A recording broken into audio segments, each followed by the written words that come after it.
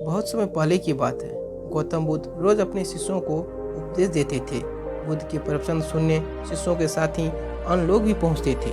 एक दिन जब बुद्ध प्रवचन दे रहे थे, तभी एक व्यक्ति पहुंचा और वह बोला कि तथागत, मैं आपसे बहुत सारे प्रश्न पूछना चाहता हूँ। मेरा मन बहुत अशांत है, कृपया मेरे प्रश्नों के उत्तर दें ताकि मेरा मन शांत हो सके।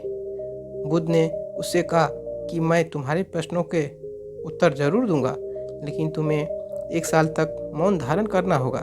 1 साल के बाद तुम जो भी पूछोगे तुम्हें उसका उत्तर जरूर मिल जाएगा। उस व्यक्ति ने कहा कि 1 साल बाद आप मेरे प्रश्नों के अवश्य दे देंगे ना?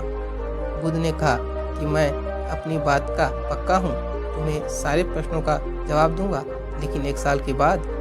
बुद्ध की बात सुनकर उस व्यक्ति मौन व्रत धारण कर लिया।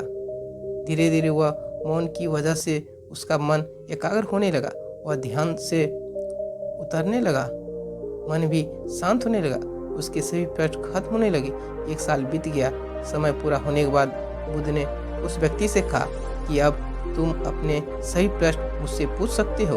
ये बात सुनकर वो व्यक्ति हंसा और कहा कि 1 साल पहले मेरे मन में कई प्रश्न थे, लेकिन अब सारे प्रश्न शांत हो गए। अब मेरे पास आपसे पूछने के लिए कोई प्रश्न नहीं है। बुद्ध ने उस व्यक्ति से कहा कि जब तक हमारा मन शांत नहीं है, मन में ढेरों प्रश्न उठते रहते हैं, उसकी परेशानियां बनी रहती है। अज्ञान और भ्रम की वजह से हमारा मन प्रश्नों के उत्तर तक पहुंच ही नहीं पाता है। उस समय मौन धारण करके हम हालातों को समझेंगे